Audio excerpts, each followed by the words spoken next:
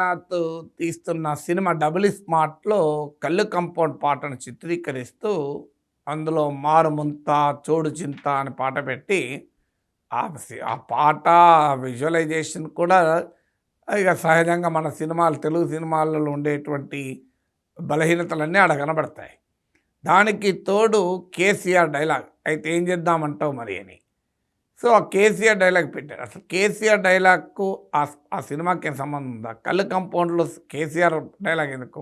నువ్వేదన్నా ఒక political scene, ఓ political ఇష్యూను సినిమాల్లో తెరకెక్కిస్తున్నావు, ఆ సమయంలో కేసీఆర్ డైలాగ్ వాడావంటే అర్థం ఉంది.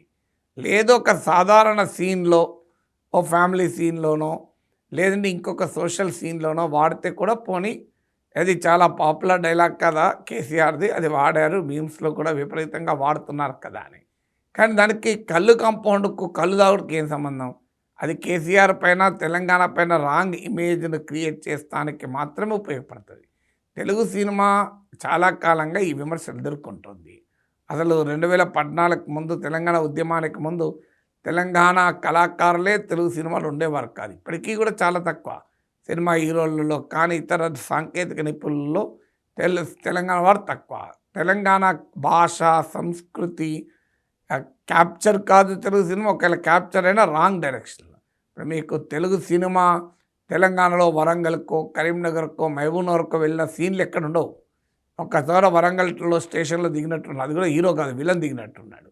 కారెక్కి కాకినాడ పోతారు, కారెక్కి మహబూబ్నగర్ ఎందుకు పోడు, కరీంనగర్ ఎందుకు పోడు, సిద్దిపేట ఎందుకు పోడు, మంచిర్యాల ఎందుకు పోడు అంటే మాట్లాడితే ఆ తెలంగాణలో కలెక్షన్స్ ఎక్కువ. కానీ తెలంగాణలో మీకు ఎక్కడ ఏ తెలుగు సినిమాలో హీరో ఉస్మాన్ సిట్లో చదివాడు, హీరోయిన్ అన్న ఉస్మాన్ సిట్లో చదివిన సినిమాలు ఉన్నాయా?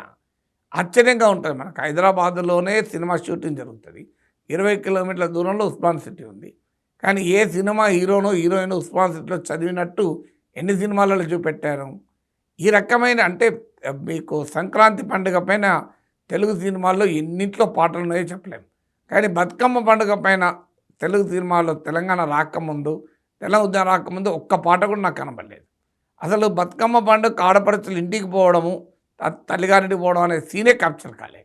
అంటే ఇంత క్లియర్గా తెలంగాణ సంస్కృతి, భాష, చరిత్ర, ప్రాంతము, పండుగలు, ఆచారాలు, వ్యవహారాలు ఏవి తెలుగు సినిమాలో క్యాప్చర్ కావు. ఈ విమర్శ ఆల్రెడీ. దానికి తోడు క్రిమినల్స్కు లేదు విలన్లకు చేలగాళ్ళు ఉంటారు, చెంచాలు ఉంటారు, వాళ్ళకు తెలంగాణ యాస పెడతారు. ఏం రా యాదగిరి ఏం చేస్తావురా అని. అందువల్ల ఇలా అంటే తెలంగాణ భాష అంటే చోటామోటా క్రిమినల్స్ మాట్లాడుకునే భాష. సో ఈ రకంగా అవమానించిన సందర్భాలు మనం చాలా చూసాం. తర్వాత తెలంగాణ వచ్చాక ఇప్పుడు సినిమాలలో సీరియళ్ళలో కూడా తెలంగాణ డైలెక్ట్ వాడుతున్నారు, బాగా హిట్ అవుతున్నాయి కనుక అది వ్యాపారానికి ఉపయోగపడుతుంది వాడుతున్నారు. అదే కాదు, మీకు తెలంగాణ యాసే కాదు, మీ గోదావరి జిల్లాల యాసను కమెడియన్లకు పెట్టి జోక్గా చూపెడతారు. రాయలసీమ అంటే బాంబుల సీమ, రెడ్లంటేనే ఇక బాంబులు వేసుకుంటారు అని చూపెడుతుంటారు. రెడ్లల్లో చాలా గొప్ప నాయకులు కూడా ఉన్నారు కదా. నీలం సంజీవరెడ్డి భారత మాజీ రాష్ట్రపతి ఉన్నాడు, భీమిరెడ్డి నరసింహారెడ్డి, మీకు రావి నారాయణ రెడ్డి లాంటి నిజాం వ్యతిరేక పోరాటంలో కాకలు తిన్న యోధులు ఉన్నారు, సి నారాయణ రెడ్డి లాంటి గొప్ప కవులు ఉన్నారు. రెడ్లంతా బాంబులు వేసుకుంటారా? కానీ తెలుగు సినిమాలలో ప్రకారమే తెలుగు సినిమాలు చూస్తున్నవాడు అనుకునేది ఏంటంటే రెడ్లంటే బాంబులు వేసుకుంటారు, రక్తం తాగుతుంటారు, ఫ్యాక్షనిస్టులు అనే ఇమేజ్ క్రియేట్ చేస్తారు. రాయలసీమ అంటే ఫ్యాక్షనిజం అనే ఇమేజ్ క్రియేట్ చేస్తారు. అన్నమయ్య నడయాడిన గడ్డ అది, వీరబ్రహ్మం వేమనలు పుట్టినటువంటి భూమి అది. దాన్ని తీసుకెళ్ళి మీరు మొత్తం బాంబుల గడ్డగా చూపెట్టి హింస, రక్తపాతం, బాంబులు, ఫ్యాక్షనిజం తప్ప రాయలసీమలో ఇంకేమీ లేదని చూపెడుతుంది. ఎంత అన్యాయం అది. అందువల్ల ఒక ప్రాంతం పట్ల, ఒక భాష పట్ల, ఒక సంస్కృతి పట్ల, ఒక యాస పట్ల ఇలా చిన్నచూపు చూపెట్టేటువంటి ఏ ప్రయత్నాన్నైనా ఎవరమూ అంగీకరించకూడదు.